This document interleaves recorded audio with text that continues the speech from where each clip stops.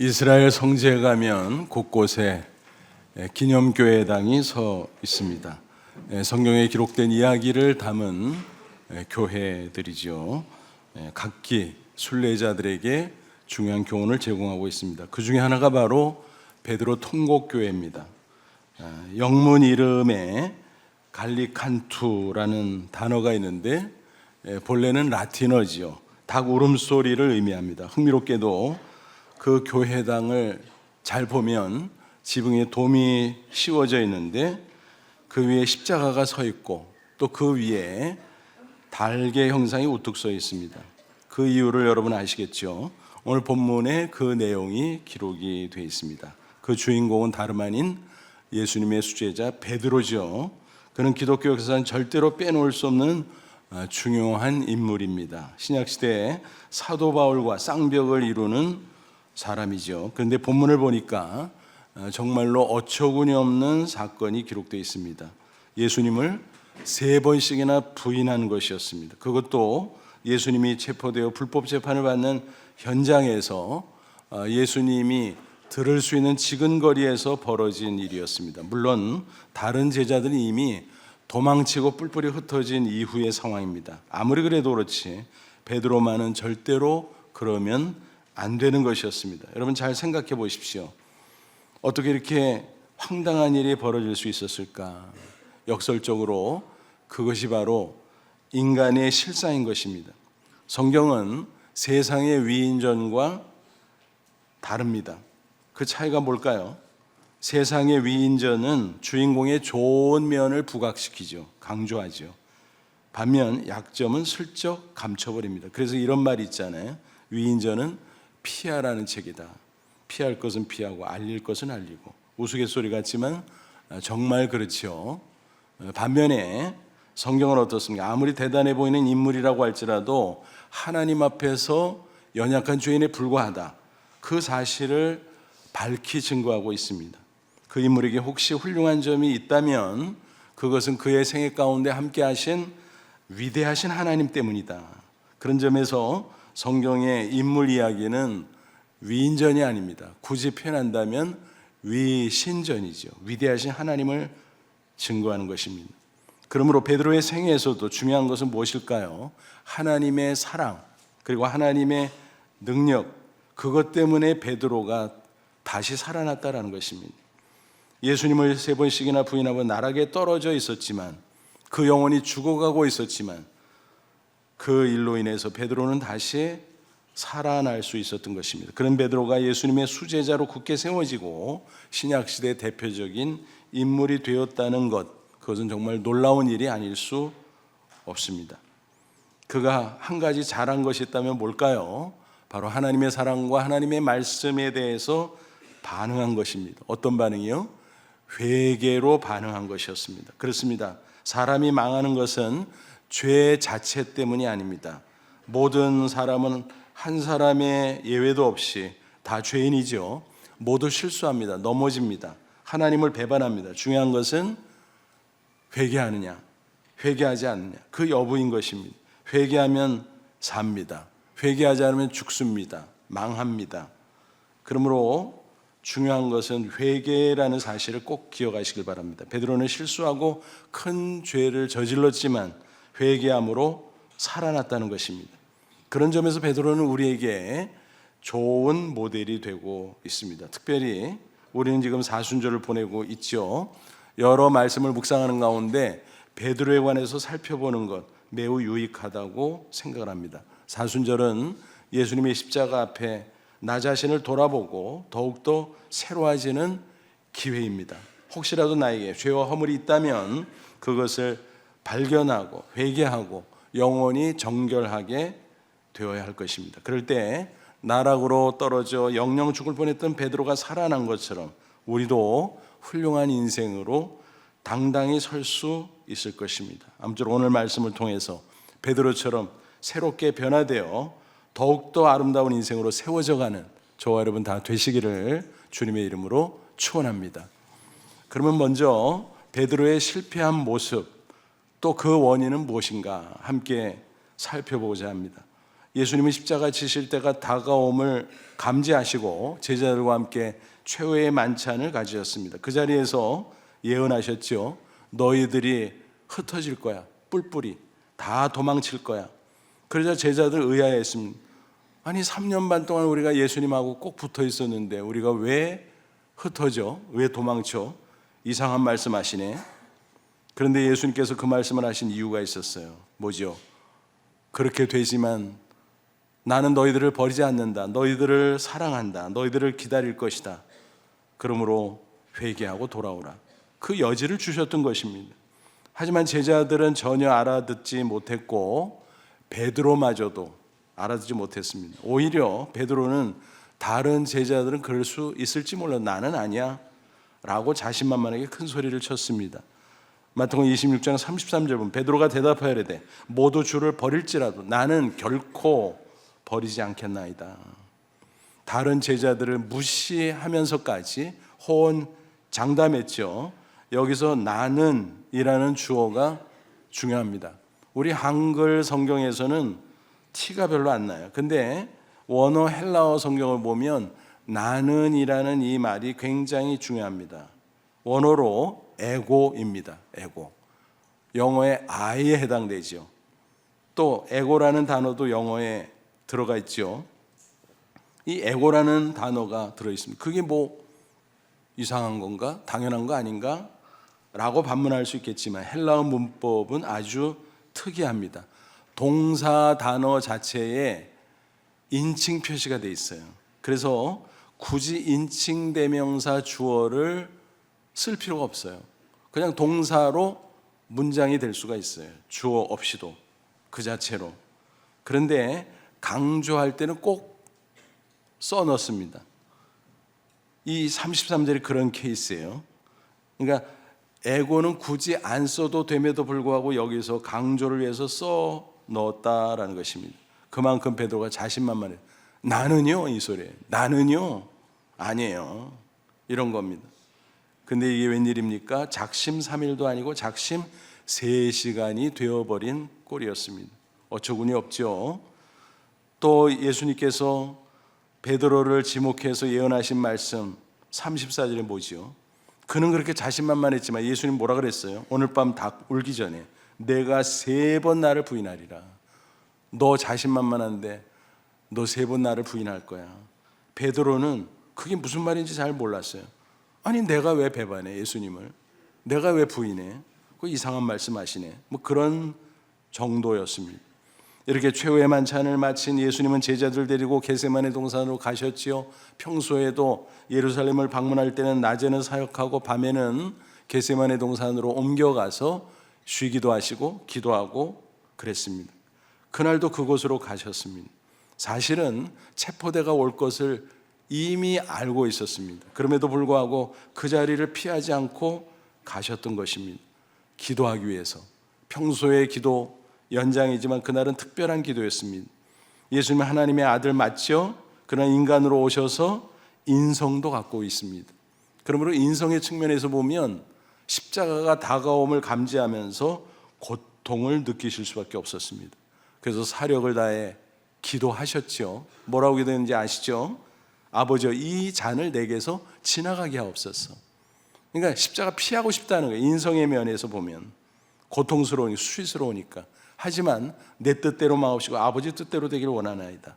그래서 기도한 결과 아버지의 뜻에 순종하기로 결단하십니다. 그래서 체포대에게 스스로 자신을 내어 주셨습니다.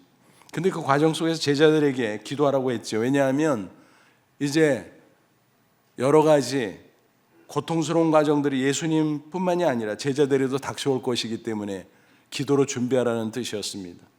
너희들 깨어서 기도하라. 근데 그들은 기도는커녕 졸았습니다. 나중에는 잠에 골아 떨어졌습니다. 그때 예수님이 그들에게 경계하며 주셨던 말씀이 있죠. 26장 41절 시험에 들지 않게 깨어 기도하라. 마음에는 원이로되 육신이 약하도다. 기도하지 않으면, 영적으로 무장하지 않으면 고난이 오면, 시험이 오면 넘어질 수밖에 없어. 무너질 수밖에 없어. 조심해 라는 말씀이었습니다. 그럼에도 그들은 졸며 잤습니다. 그런 가운데 마침내 체포대가 들이닥쳤어요. 그때 예수님은 어떻게 대처하시죠? 너희들 나 잡으러 왔지. 그래, 좋아. 그런데 내 제자들은 풀어줘. 자유롭게 가도록 해. 그들을 끝까지 보호하셨습니다. 그래서 제자들은 혼비백산 도망을 치고 말았지요. 그 후에 예수님은 스스로 체포되셨습니다. 수동용어로 표현을 하지만 사실은 스스로 당신 자신을 십자가 제물로 내어 주신 거지요. 사실 예수님이 마음만 먹었다면 놀라운 능력으로 그 체포대쯤은 거뜬히 물리칠 수 있었을 것입니다. 예수님은 그 당시 아무런 죄가 없는 하나님의 아들이지만 유대인 종교 지도자들이 시기와 오해로 예수님을 죽이려고 했던 겁니다. 예수님이 모이는 곳마다 많은 군중이 몰려갔습니다. 종교 지도자들, 기득권층이 시기할 수밖에 없었어요. 위기감을 느끼면서 또 들려오는 예수님의 말씀을 통해서 오해했어요. 나는 아버지와 하나다. 당연한 말씀 하셨잖아요. 하나님의 아들이니까. 그런데 신성모독이네? 라고 판단했습니다. 오해죠? 또 성전을 무너뜨리라 그러면 내가 사흘 만에 다시 일으키리라. 그건 뭐예요? 상징적으로 표현한 거죠. 예수님이 십자가에 죽었다 사흘 만에 부활하실 것을 예언하신 것입니다. 그런데 그것을 문자적으로 오해하고 성전을 무너뜨린다고? 성전 파괴범 신성모독이네? 사형이거든요. 자기들의 율법으로. 그래서 예수님을 시기하고 오해함으로 말미암아 죽이려고 호시탐탐 노리고 있었습니다. 그런데 때마침 가룟유다가 은 30에 예수님을 종교 지도자들이 팔아넘긴 거예요. 그래서 예수님을 체포할 기회를 엿보다가 때가 되어서 그날 가룟유다가 그 체포대를 이끌고 그 현장까지 왔던 것입니다. 그래서 체포대가 예수님을 끌고 가는데 그때 어떤 일이 벌어집니까? 제자들은 이미 다 도망쳤어요. 그런데 그나마 베드로와 요한은 그 대열을 멀찌감치지만 따라갑니다. 예수님은 어떻게 되나? 염려가 됐겠죠. 그래서 우리가 사실 베드로를 비난하는데 개중 나은 사람의 베드로가 제자 가운데서 다른 사람은 다 도망쳤는데 뭐 그렇게 둘이 갔는데 대제사장의 뜰 안으로 들어가는 거예요. 거기서 불법 재판이 그 심야에 이루어지는 것입니다. 그 당시에 산헤드린 공회는 주간에만 회무를 감당할 수 있었어요. 밤에 모이는 건 불법입니다. 그 자체. 근데 급하게 소집해서 예수님에게 사형 선고 내리기를 원했던 것입니다. 어쨌든 그래서 대제사장의 뜰 안에 들어가는데 들어갈 수 없잖아요. 근데 마침 요한은 그 집안이 갈릴리에서 어업을 크게 했어요. 그래서 예루살렘의 유력한 집안과 거래 관계가 있었어요. 그 수산물을 제공하는 일이 있었던 거죠. 그래서 대제사장 집안과 아는 터라 또 출입구를 지키는 그 종들과 안면이 있었던 관계로 그는 자유롭게 들어갈 수 있었습니다. 하지만 베드로가 문제죠. 그래서 나가서 베드로를 데리고 들어가죠. 그래서 베드로가 뜰 안 한 구석 하인들이 추운 관계로 모닥불을 켜고 있는데 그 틈에 껴서 겹불을 쬐고 있었던 것입니다. 근데 심야고 조용하기 때문에 재판 과정을 다 보고 들을 수 있었습니다. 그런 가운데 어떤 일이 벌어집니까?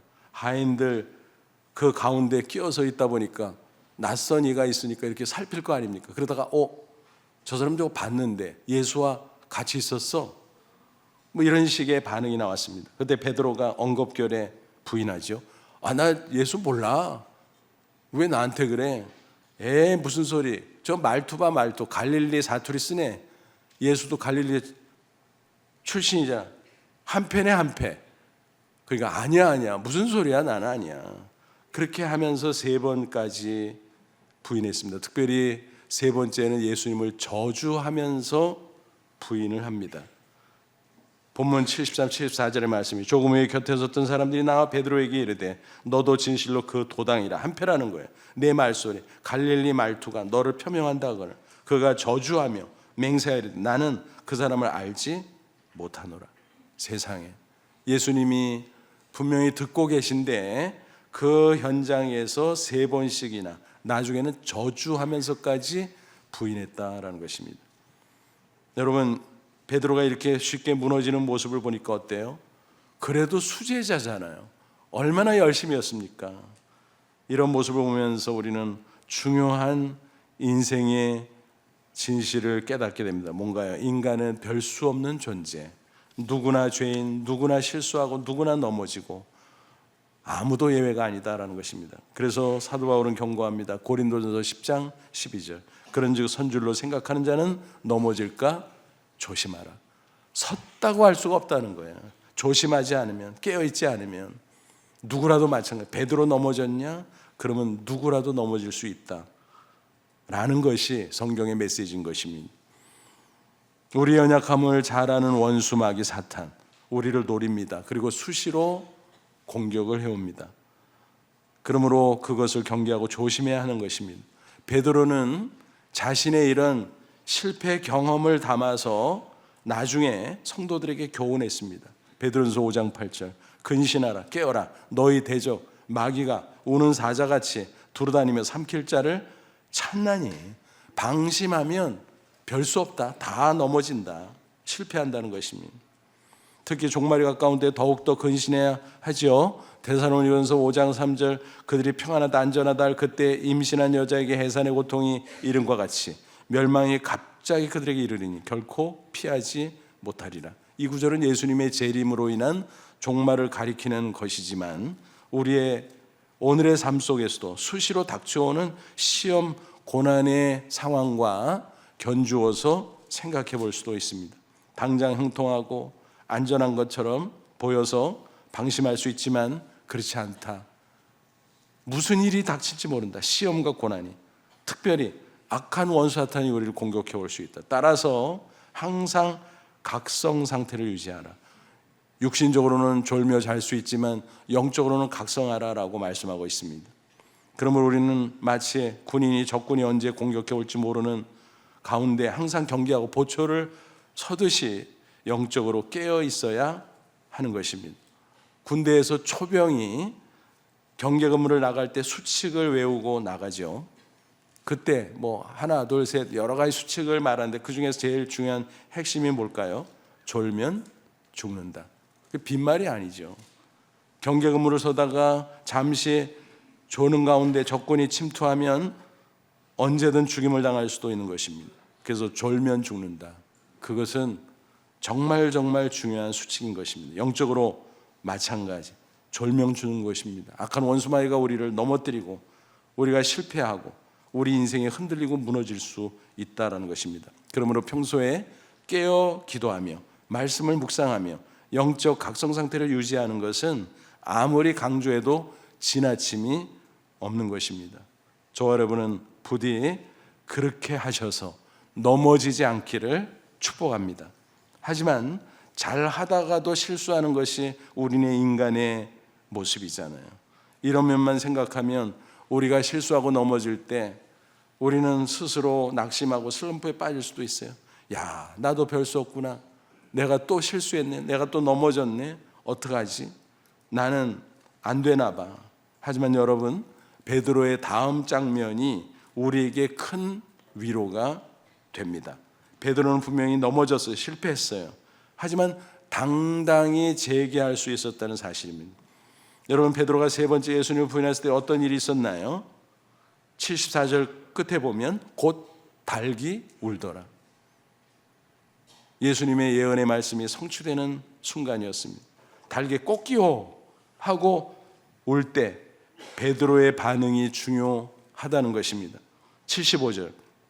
이에 베드로가 예수님의 말씀에 닭 울기 전에 내가 세 번 나를 부인하리라 하심이 생각나서 주님의 말씀이 생각났다는 것입니다. 그게 무슨 뜻일까요? 예수님께서 미리 그 말씀할 때는 귀뚱으로 들었어요. 아니, 내가 왜 예수님을 배반해? 내가 왜 도망쳐? 세 번씩이나? 그럴 리가 없어. 딴 사람 몰라도 나는 아니야? 그는 그렇게 자신만만했지만 그게 현실이 되니까 야, 예수님의 말씀이 딱 맞구나. 근데 예수님이 왜 미리 말씀하셨을까?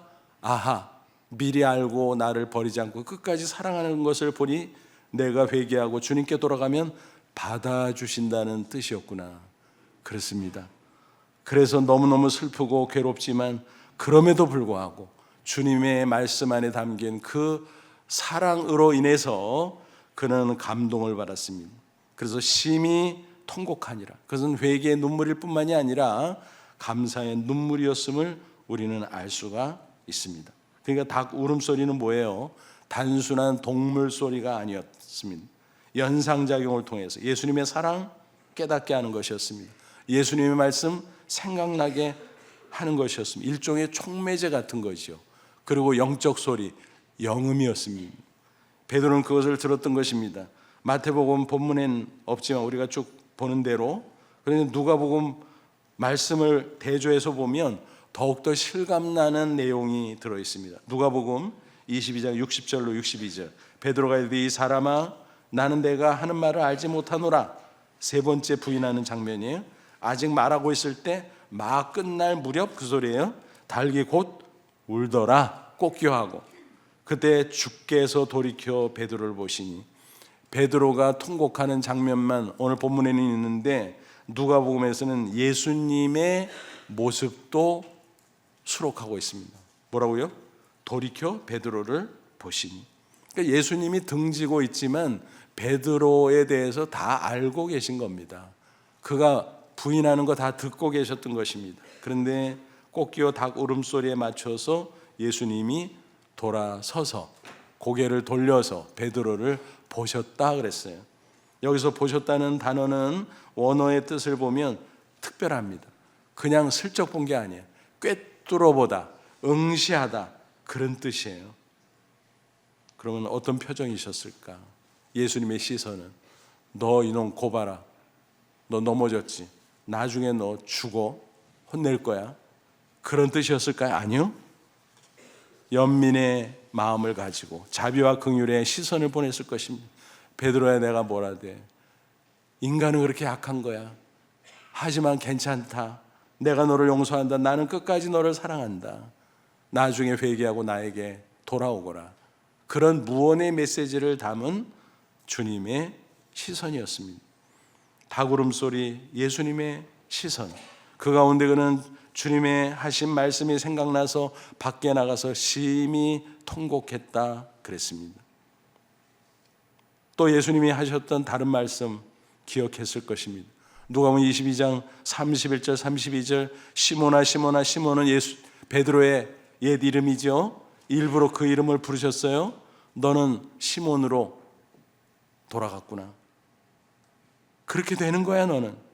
하지만 괜찮아 그 소리. 시몬아 시몬아 보라, 사탄이 너희를 밀가부르다 하려고 요구하였으나 그러나 내가 너를 위하여 내 믿음이 떨어지지 않기를 기도하였노니 너는 돌이킨 후에 내 형제를 굳게 하라. 이 말씀도 맞아 예수님이 나를 위해서 넘어지지 않도록, 실패하지 않도록 기도한다 그랬어. 그러니까 내가 실패할 수 없어. 내가 예수님을 3번 부인했지만 회개하면 주님 받아줄 거야. 그리고 다시 주님께서 나를 세워서 우리 형제들, 다른 제자들, 또 앞으로 나타날 성도들을 이끌도록 나에게 귀한 사명을 계속 맡겨줄 거야. 뭐 이런 등등 짧은 시간이지만은 그런 말씀들이 막 그의 마음을 사로잡았을 것입니다. 실제로 예수님이 부활한 후 어떤 일이 있었습니까? 제자들에게 나타나셨잖아요. 그런데 특별히 베드로에게 가장 큰 관심을 가지고 그에게 지목하며 말씀하신 적이 있었습니다. 요한복음 21장 보면 예수님께서 부활 후에 한 번은 갈릴리 바닷가에서 만나자 우리 하고 제자들과 약속을 하셨어요. 제자들이 얼마나 흥분됐겠습니까? 막 뛰어갔는데 보니까 예수님께서 벌써 가서 물고기 잡아서 구워 놓으시고 또 떡도 구워 놓으시고 조반을 준비하셔서 야 이리 와 둘러앉자 밥 먹자. 평소의 모습 그대로였습니다. 그때 제자들의 표정이 어땠을까요? 감히 고개도 못 들었어요. 그렇잖아요. 한 짓이 있는데 예수님 반가워서 오기는 했는데 막상 예수님 대하려니까 자기들의 한 짓이 생각나서 고개를 들지 못했을 것입니다. 하지만 예수님께서 먹을 것을 건네고 말을 시킵니다. 특별히 베드로에게 뭐라 그랬어요? 내가 나를 사랑하느냐? 너무너무 괴로운 질문이었습니다. 예수님 사랑하죠? 예전에도 했죠. 지금도 하죠. 그런데 그렇게 대답할 수가 없었어요. 왜? 3번씩이나 부인한 주제에 어떻게 자신 있게 그렇게 말할 수 있었겠습니까? 그래서 주님 아시죠? 목이만한 소리로 대답했는지 모릅니다. 2번째 또 질문, 내가 나를 사랑하느냐? 또 주님 아시죠? 근데 3번째 또 물으신 거예요. 내가 나를 정녕 사랑하느냐? 그는 울음이 터질 뻔했을 것입니다. 내가 3번 예수님 부인했는데 사랑하냐고 3번씩 물으니까 너무너무 괴로웠을 것입니다. 그런데 예수님이 일부러 그렇게 하신 거예요. 왜요? 그를 책망하시기 위해서가 아니에요. 그의 과거의 실수를 들춰내기 위해서가 아니에요. 오히려 그것을 마음속에 가책으로 남은 것을 털어주시기 위함이었습니다. 무슨 얘기입니까? 너 나 사랑하지? 그 소리예요. 질문이 아니라 확인입니다. 너 나 사랑하지? 너 나 사랑하지? 너 나 사랑하지? 내가 알아. 그런 뜻이었습니다. 요한복음 21장 17절 3번째를 했을 때 요한의 아들아 시몬아 내가 나를 사랑하냐 하시니 주께서 3번째 내가 나를 사랑하냐 하심으로 베드로가 근심하였대. 울 뻔했다 그랬잖아요. 주님 모든 것을 아시오매 내가 주를 사랑하시는 줄 주님께서 아시나이다. 그러자 예수님 뭐라 그랬어요? 그래 좋다. 내 양을 먹이라. 이제는 내게 돌아왔으니 다시 너를 사도로, 그 중에서도 수사도로 세우노라. 내 양을 먹이라. 제자들을 이끌고 또 복음 사역을 하고 많은 성도들을 말씀으로 가르치고 지도하라. 사명을 확인해 주셨다라는 것입니다. 그 후에 베드로는 당당히 제기할 수 있었던 것입니다. 여러분, 말씀은 이렇게 강력한 것입니다. 그래서 살아있는 능력의 말씀이라고 하는 거 아니겠습니까? 예레미야 29장 23절 이런 말씀이 있어요.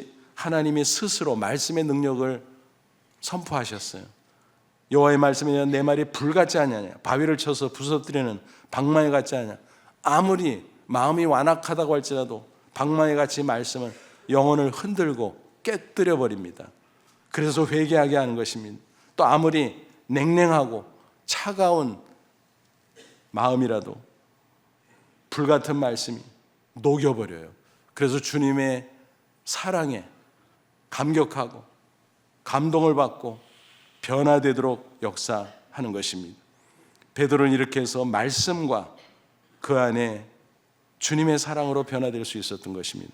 나중에 예수님이 승천하시고 오순절 성령 강림 역사가 있었잖아요. 그때 성령 충만을 경험한 베드로 정말 위대한 사도로 세워지죠. 그가 다른 제자들과 군중 앞으로 나갑니다. 그리고 말씀을 열심히 증거합니다. 예수는 하나님의 아들 맞소. 십자가에 죽었다 부활하셨어. 그분이 하나님의 아들인데 무슨 죄가 있겠소? 근데 왜 사형틀 십자가에 죽었겠소? 우리의 죄를 대신한 것이었어. 대속의 십자가. 그 증거가 부활이요. 주님은 분명 살아계신 하나님의 아들이요. 그러니까 그 군중의 반응이 어때? 사도행전 2장 37절 그들이 이 말을 듣고 마음에 찔려. 그죠? 그들 가운데 상당수는 예수님 십자가에 못 박힐 때 못 박아라 못 박아라 외쳤던 자들입니다. 이거 기가 막히죠. 야, 그 예수가 하나님의 아들이란 말이지, 부활했단 말이지. 큰일 났네. 어떻게 하면 좋지? 마음에 찔려. 베드로와 다른 사도들이 물어 이르되 형제들아 우리가 어찌할꼬? 그러자 괜찮아 회개하고 예수 믿어. 그럼 다 죄를 사하시고 너희들에게 영생을 주실 거야. 구원의 축복을 주실 거야 라고 증거합니다. 41절 그 말을 받은 사람들은 세례를 받으며 다 회개하고 믿고 고백하고 세례를 받았는데 이날의 신도의 수가 3,000이나 더하더라. 어마어마한 역사가 나타나죠. 그 주역이 바로 베드로였다라고 하는 사실입니다. 그러니까 얼마나 놀라운 사도로 그가 다시 섰는지 확인할 수 있습니다. 언제 예수님을 배반한 적이 있었나 싶을 정도지요. 완전한 새 사람의 모습입니다. 그리고 또 세월이 흐르고 흘러서 그는 더 성숙한 사도 중에 사도가 됐습니다. 핍박받는 초대교회 성도들을 권면한 말씀을 보면 어떤 내용이 나오죠? 베드로전서 4장 12절 13절 16절 사랑하는 자들은 너희를 연단하려고는 불시험을 이상한 일을 당하는 것 같이 이상히 여기지 말고 오히려 너희가 그리스도의 고난에 참여하는 것으로 줄거하라. 만일 그리스도인으로 고난받으면 부끄러워하지 말고 도리어 그 이름으로 하나님께 영광을 돌리라. 놀라운 메시지죠. 앉은 자리에서 예수님을 3번씩이나 부인했던 베드로라고 믿겨지지 않을 정도죠. 격세지감을 느낍니다. 이렇게 놀랍게 베드로가 변화되었던 것, 바로 회개를 통해서 예수님의 말씀과 사랑을 통해서 그에게 놀라운 변화 역사가 나타났다라는 것입니다. 여기서 우리는 중요한 진리를 발견할 수 있습니다. 여러분, 완전한 인간이 있나요? 없어요. 인간은 위대하지 않습니다. 완전한 인간은 아예 존재하지 않습니다. 회개하고 변화된 인간이 비로소 위대할 수 있습니다. 단 하나님 안에서, 위대하신 하나님 안에서 비로소 위대해질 수 있는 것입니다. 그러므로 실수하고 죄를 짓는 것 자체는 부끄러운 일이지만, 우리가 가급적 피해야 될 일이지만, 어쩌다 우리의 연약함으로 실수하고 죄를 짓는다면 베드로처럼 회개해야 하고, 그럴 수 있다면 우리는 다시 살 수 있는 것입니다. 그래서 회개라는 단어가 헬라 원어로 메타노이아, 무슨 뜻일까요? 방향 전환. 우리의 마음의 방향을 바꾸고, 지정의 인격을 바꾸고, 모든 삶을 바꾸고, 전인격적 방향 전환, 그것이 회개라는 것입니다. 주님의 말씀과 사랑에 의해서만 가능합니다. 성령을 통해서 가능합니다. 이 사순절에 다시 한번 십자가 앞에 나 자신을 돌아보며 베드로처럼 말씀과 사랑에 감격하여 방향 전환을 통해 더욱더 새로워지는 저와 여러분 되시기를 축원합니다. 그런데 한 가지 더 기억할 게 있어요. 그것은 베드로의 눈물입니다. 회개할 때 흘렸던 눈물, 그는 평생 눈물을 흘렸습니다. 그러나 회개의 눈물에서 더 나아가서 그것은 감격의 눈물이었습니다. 감사의 눈물이었습니다. 더 나아가 주께서 주신 사명에 헌신하고자 하는 결단과 헌신의 눈물이었습니다. 전승에 하면 베드로는 닭 울음소리 들을 때마다 벌떡 일어나서 눈물을 흘리며 울었다고 해요. 왜 그랬을까요? 3번씩이나 예수님을 부인했던 과거가 생각나서 그랬죠. 그렇다고 오해하면 안 됩니다. 죄사함을 받지 못해서 계속 양심의 가책 때문에 괴로워하고 그건 아니에요. 주님의 사죄하는 용서의 은혜를 받았어요. 죄에서 자유함을 받았어요. 가책 때문에 계속 쩔쩔맨 게 아니에요. 그 과거의 자기의 과오, 그러나 용서해 주신 그 사랑과 은혜를 기억하니까 너무 고마워서 감사와 감격의 눈물을 흘렸던 것입니다. 그리고 이 은혜, 이 사랑 무엇으로 보답할까? 주님 주신 사명 내가 감당하리라. 내가 목숨 바쳐 헌신하리라. 헌신의 눈물을 흘렸던 것입니다. 그리스의 화가 엘 그레코, 주로 스페인에서 활동했습니다만 그는 성경을 소재로 많은 성화를 그렸습니다. 그 가운데 이런 작품이 있어요. 성 베드로가 눈물을 흘리는 장면. 그래서 눈물을 흘리는 성 베드로라는 작품입니다. 그 작품을 잘 보면 허공을 응시합니다. 무슨 뜻일까요? 예수님을 영적으로 바라보고 있다라는 것입니다. 그런 가운데 그의 눈에는 눈물이 그렁그렁합니다. 예수님을 생각하면서 흘리는 눈물, 그게 베드로의 모습이었습니다. 그는 용서해 주신 주님의 은혜와 사랑을 기억하면서 감사하고 감격하고, 그래서 더욱더 주의 사랑에 합당한 삶을 살리라, 주의 뜻대로 살리라, 주신 사명 감당하리라 다짐하고 또 다짐하는 헌신의 눈물 흘릴 수 있었을 것입니다. 그것이 베드로를 계속 변화시켰고 우리가 알고 있는 위대한 사도 베드로로 만들었을 것입니다. 오늘날 눈물이 마른 시대가 됐습니다. 일반인도 그렇습니다만 특별히 신앙의 사람에게 눈물이 마르는 것은 정말 안타까운 일이 아닐 수 없습니다. 베드로의 눈물 우리도 흘릴 수 있기를 바랍니다. 주님을 처음 만났을 때 감사와 감격 있었습니다. 그것이 어느덧 메말라 나도 모르게 세상에 파묻혀 살면서 주님과 멀어졌을지도 모릅니다. 이 사순절이 그래서 있는 겁니다. 다시 주님이 우리를 사랑한 그 놀라운 사랑을 기억해내고 그것을 묵상하며 그것에 감격하며 눈물을 흘리며 그 눈물이 우리 영혼을 촉촉히 적시고, 그래서 주의 뜻대로 살리라, 주신 사명 충성하리라, 다시 결심하고 도전하는 우리가 되어야 할 줄로 압니다. 베드로에게 눈물이 원동력이 됐던 것처럼 우리에게도 그 눈물이 원동력이 될 수 있기를 바랍니다. 그럴 때 성령 충만도 저절로 이루어지게 될 것으로 압니다. 미국의 단편작가 오헨리의 유명한 간증이 있죠. 그의 본명은 윌리엄 시드니 포터인데 필명으로 오헨리를 썼습니다. 사연이 있습니다. 오스틴에서 은행원으로 근무하고 있을 때 공금을 횡령했습니다. 그 죄로 기소되어 5년 복역을 합니다.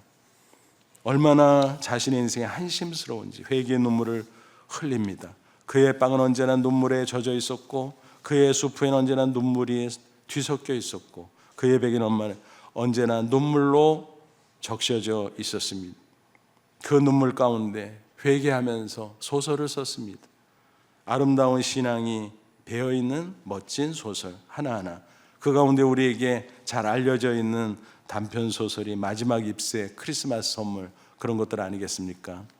많은 독자에게 큰 감동을 주고 복음을 전하는 아름다운 도구가 됐습니다. 하지만 사랑하는 딸 마가렛에게만큼은 감옥에 있는 사실을 알고 싶지 않았습니다. 그래서 오헨리라는 필명으로 활동을 했다고 하는 것입니다. 그는 무려 200여 편의 소설을 남겼습니다.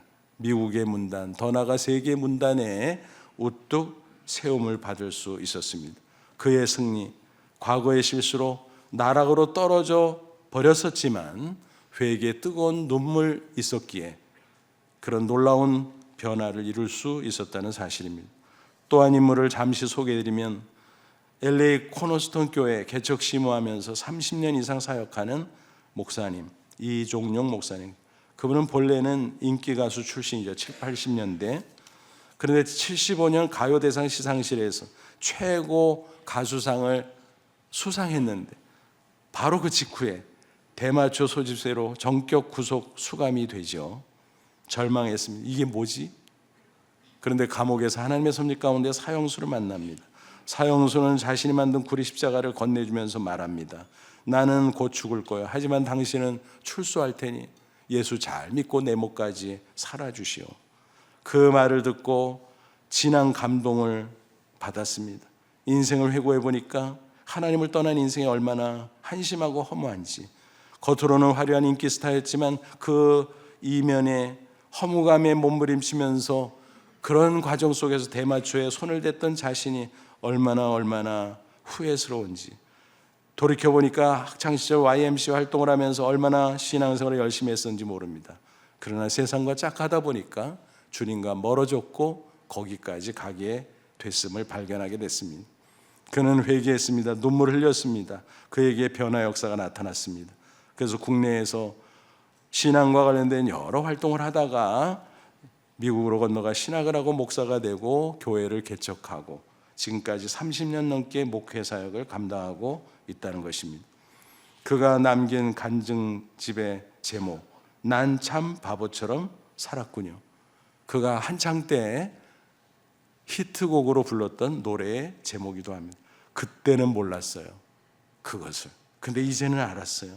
그리고 이제는 예수 그리스도 안에서 새 사람으로 기쁘고 감사하고 보람 있는 인생을 산다는 아름다운 간증이 담긴 책입니다. 그가 십자가 앞에 회개하면서 흘리는 눈물, 그것이 그 인생을 아름답게 변화시킨 것입니다. 여러분, 베드로의 인생을 변화시킨 게 과연 뭘까요? 닭 울음소리지요. 그러나 그것은 동물 소리가 아닙니다. 영적인 소리, 영음이었습니다. 주님의 말씀이었습니다. 주님의 사랑이었습니다. 잠자는 영혼을 흔들어 깨우는 영적인 소리, 영음. 그것으로 인해서 나락에 빠졌던 베드로는 살아났습니다. 그리고 평생 눈물 흘리며 감사, 감격하며 헌신에 도전하고 실천했습니다. 그래서 오늘 우리가 알고 있는 위대한 베드로가 있는 겁니다. 아무쪼록 베드로가 들었던 그 영음을 우리도 듣고 다시금 영혼이 살아나 더욱 새롭게 아름다운 인생으로 변화되고 또 변화되는 우리 모두 될 수 있기를 간절히 축원합니다. 기도하겠습니다. 이 말씀 붙잡고 기도할 때 하나님, 그렇습니다. 우리를 죄와 사망에서 십자가 내로 구원해 주셨지만, 자녀 삼으시고 천국 백성 삼으셨지만, 세상에 살다 보니 나도 모르게 주님과 멀어졌고, 나도 모르게 세상에 파묻혔고, 나도 모르게 내 영혼이 잠들고 있었습니다. 이 사순절에 영음을 들려주옵소서. 베드로가 들었던 그 닭 울음소리, 영음을 듣게 하옵소서. 말씀과 사랑, 방망이처럼 불처럼 우리의 마음을 깨뜨려 주시고 녹여 주셔서 변화된 베드로의 모습으로 우리도 평생 아름다운 눈물을 흘리며 승리의 삶을 살게 하옵소서. 다 같이 간절한 마음으로 기도합니다. 하나님, 우리 아버지 고맙고 감사합니다. 이 시간 주의 말씀으로 우리를 새롭게 하시니 감사합니다. 이 사순절에 우리 영을 흔들어 깨워 주옵소서. 죽어가는 우리 영혼을 살려 주옵소서. 베드로가 흘렸던 그 눈물을 우리도 흘리기를 원합니다. 이제는 회개하며 죄책감에 빠져서 헤매는 눈물을 벗어나 자유와 기쁨에 감사 감격하는 기쁨, 주께서 주신 사명에 주의 뜻대로 살리라 결단하는 헌신의 눈물, 그 눈물을 흘리기를 원합니다. 그래서 우리의 남은 생애가 더 복되고 아름답고 영광스러운 삶이 되게 해 주옵소서. 예수님의 이름으로 기도합나이다. 아멘.